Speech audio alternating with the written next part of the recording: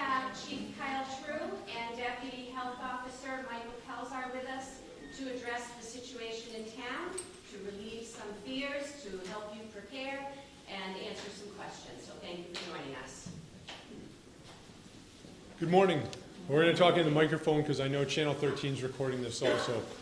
My name is Michael Pelzar. I know most of you. I'm the Deputy Health Officer filling in for Mike Hoffman this week with Chief Kyle True from the PD. We're more or less here to explain some of the social distancing that we're going to be practicing in the future, and also to eliminate some of the rumors that have started, and obviously answer some of your questions and concerns. We are going to continue to respond to your needs, and Kyle, the Chief, is going to speak on that also. More or less just want to say, is there any questions at this moment, or you want to talk? So I think the message that I want to get out to the community is, this is a serious situation, but this is not Armageddon by any means. This is the 9th pandemic or 10th pandemic that this country's faced since World War II. And it's not going to be the last one that we deal with. We're going to be asked to do some uncomfortable things in our lives, like social distancing, not shaking hands, respecting other people's space, and then one thing we all learned in kindergarten was to wash our hands after we blow our nose, things like that. We have to get back to the basics on that. This is going to carry on for a few weeks to potentially a couple months. It's going to be uncomfortable, it's going to be disruptive, but I'm 100% positive that we're going to get through this. The police department, the fire department, the EMTs are going to be working tirelessly to ensure that our most vulnerable are taken care of. Whether it be food, whether it be getting prescription pills, medications, transports to hospitals. We're not abandoning anyone. We're in this with you. And we're not going to, if in theory, if one of our police officers got sick, we're going to take the right action and quarantine our officer. Our officer is going to get healthy and come back to work, having built up an immunity, hopefully, and get back to work and stay in this fight with everybody. We're not giving up on anything. So I would ask that you try to minimize your exposure to everybody. Social distancing, how you're sitting right now, this is called social distancing. It's a prime example. And I know that there's some fear in the community, and that's understandable. That's our body's natural reaction to stress. We all get it. But it doesn't mean it's Armageddon. It's not. This is a health crisis that we will get through. In 2009, we went through the H1N1 pandemic. I'm still here. You're still here.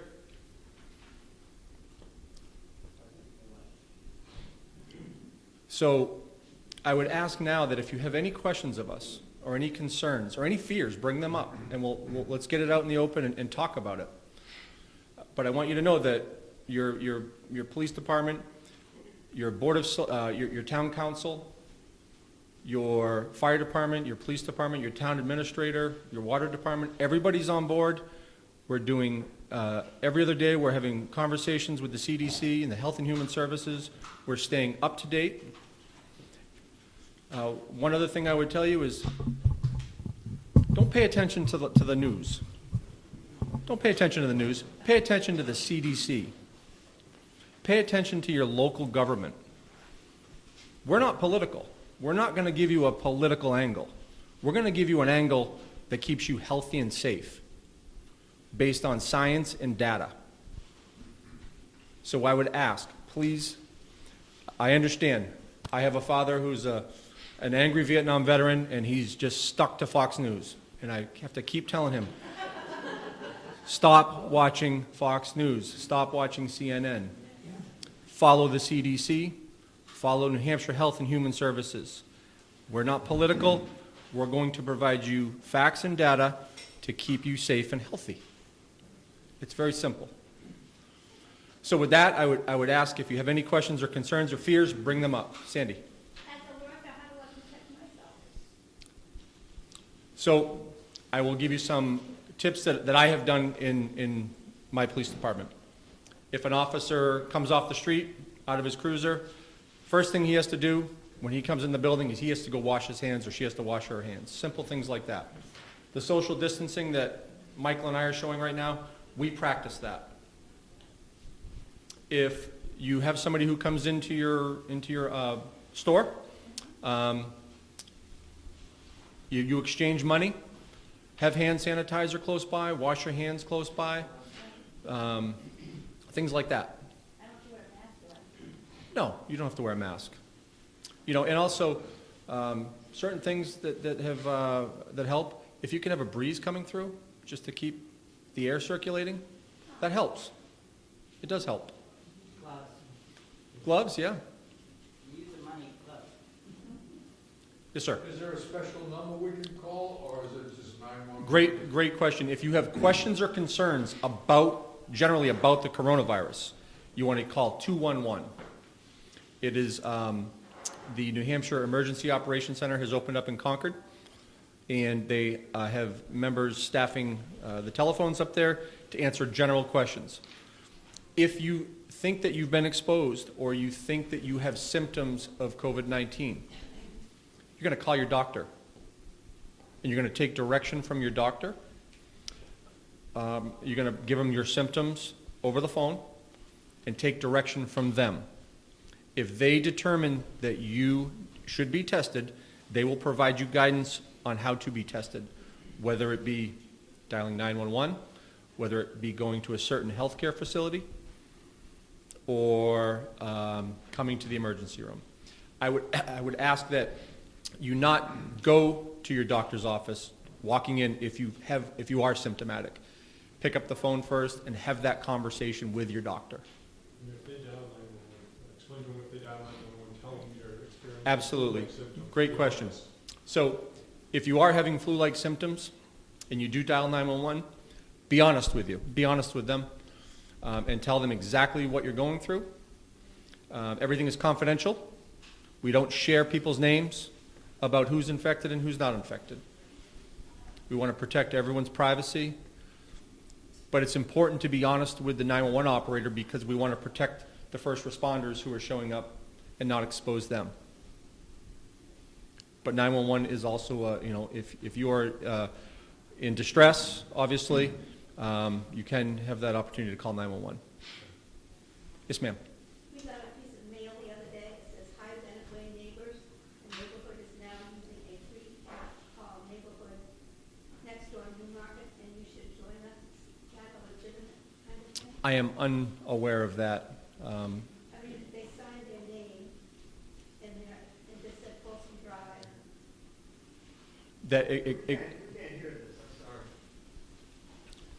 The question she asked was, It's like a Facebook page that they have. Right. I don't have any knowledge of that. I'm sure you're going to see certain communities, neighborhoods stepping up to ensure that we're taking care of one another, which is something that we do in all tragedies and in all stressful events. The reason I was slightly interested is because if something happens and things do escalate and elders are confined and not even supposed to go out and grocery shop or go to the drugstore, it would be important to have a younger neighbor. Absolutely. Yeah. Absolutely. And the police and fire department can help you get that assistance. We're not abandoning anybody. We're going to be working with the community church to make sure that our vulnerable that are locked down, if that ever comes to a lockdown, and I'm not saying it's going to, but we're looking at what is transpiring over other countries and trying to learn and be prepared in the worst case scenario, but we're not going to abandon anybody. There will be people out there to assist, whether it be first responders or young people with healthy immune systems. Is New Hampshire going to set up these drive-through checkpoints?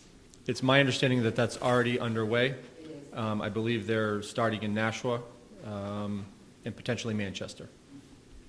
I'm curious just to ask, in the elderly complex where I take care of someone, they have a bingo and a social hour Sure. on Mondays for coffee. Should that still go on? I would, I guess sometimes being the police chief, you have to give bad news to people. And that's unfortunate.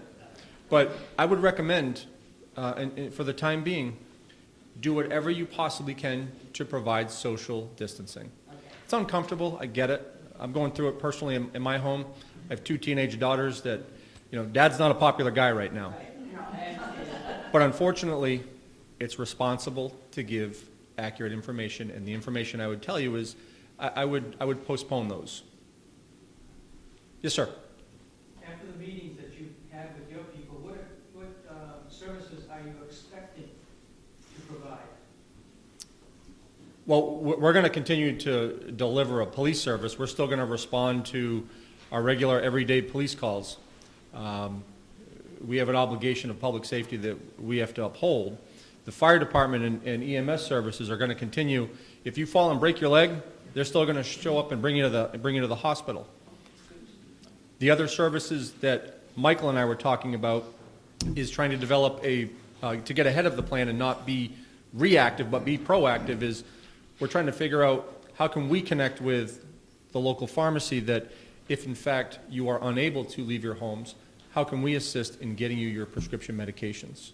And that's something that Michael and I are going to be working on together with the fire chief. How many people use Rite Aid in town?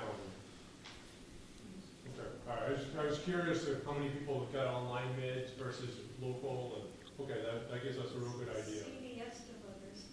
They do? Okay. Another recommendation is if you have the ability to contact your doctor now and get a 3-month prescription sent in the mail, that will last you 3 months. Now, I'm not saying that this is going to go 3 months, but we don't know. Yes. I have a couple questions. Sure. Those bus continue to run, and that's one question.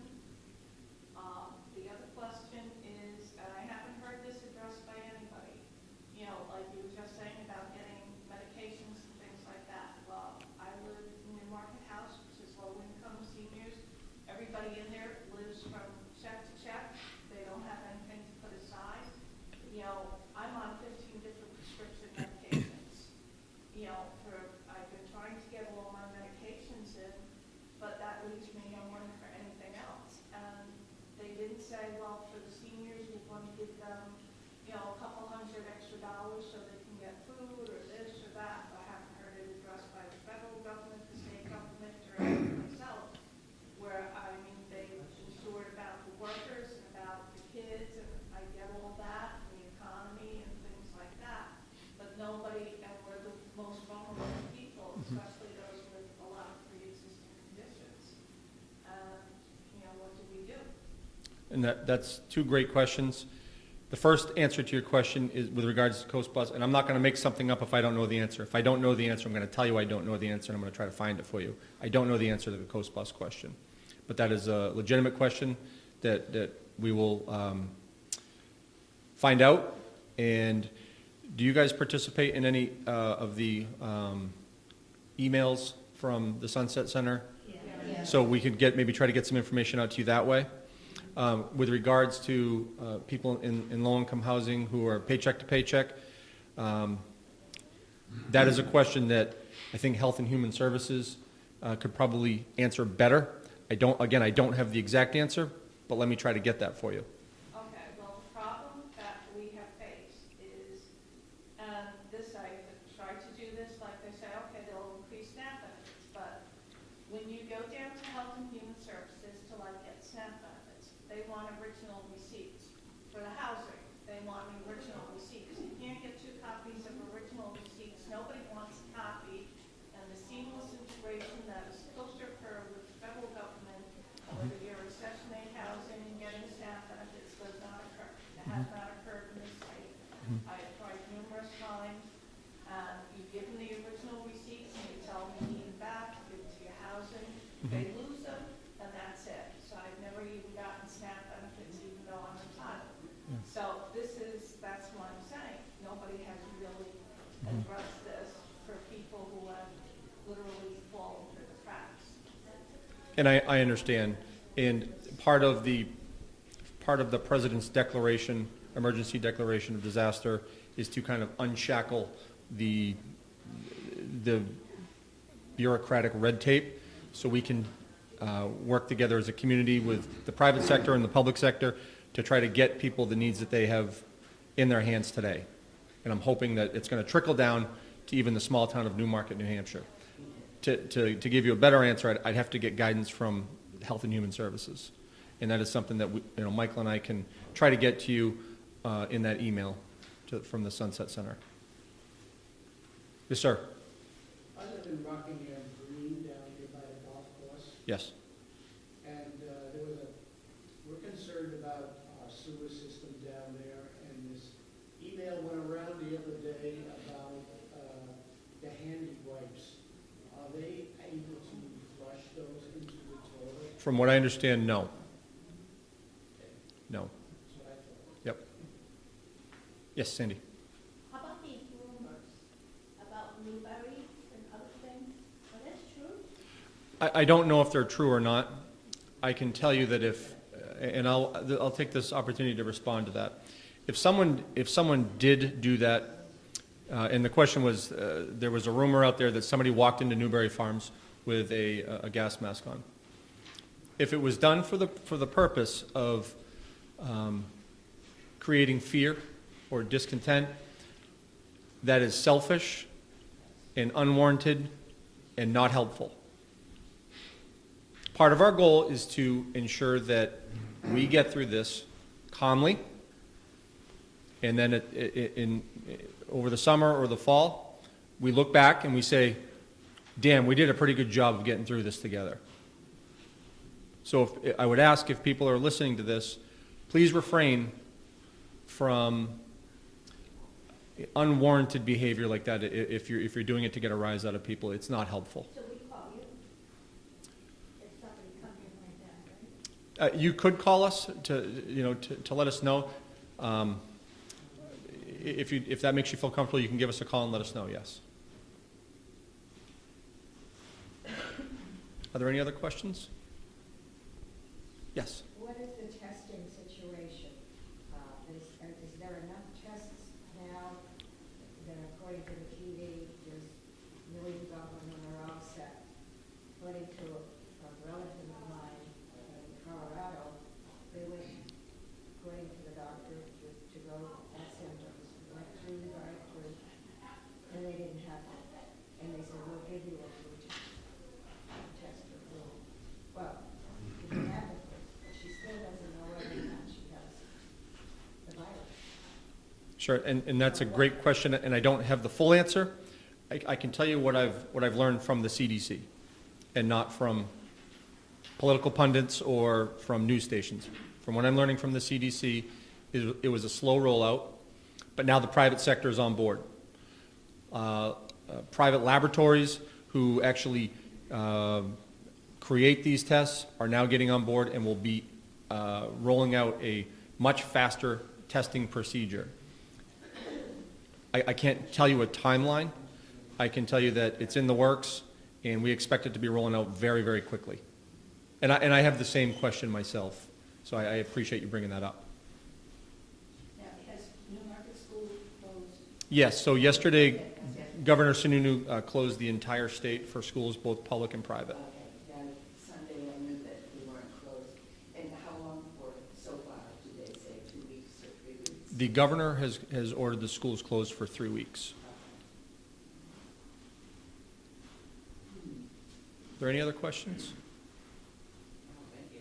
Yes, sir. I'd like to thank you for coming forward and explaining some of these things for everyone. Thank you very much. That was my pleasure, and thank you.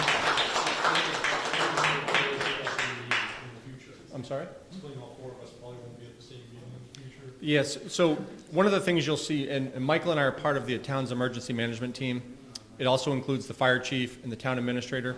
So some of the things that we're trying to do in-house, to set a good example, is we're trying to reduce our risks. So that's why only Michael and I are here today. So potentially we don't expose the town administrator or the fire chief.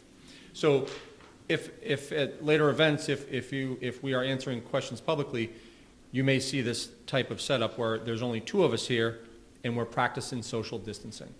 Do you think that you might do it on television, on our channel in Newmarket?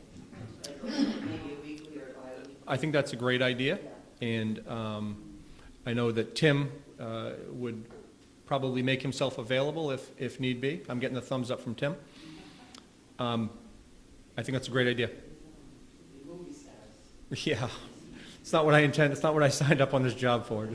Yes, sir. Are you going to post the updates on the town's website? The updates for Well, what's going on with the corona, I mean, on the website? as every Friday. There's a newsletter that Steve puts out. So the information will be updated on Friday by the town administrator. Obviously, this is a dynamic situation. It's very fluid. So if something changes, we will get that information to you as fast as we can get it to you. Yes, sir. Just a note that newsletter, you can sign up via email to receive it every week. So I'm going to repeat that so everyone hears that. The newsletter that the town administrator puts out, you can sign up for that online, and you can receive that every week. It would be nice though to have it on the channel because a lot of people don't have access to the net. Okay, I understand, and that's a conversation that I support, and I think I'll talk to the town administrator about that, and Tim and the fire chief and Michael, and so I look forward to seeing you guys under a lot happier situations. I know that you guys hold bingo up here, and I've been challenged to come up and play bingo with you, and when this is all said and done, I'll be up here playing bingo with you, okay? All right?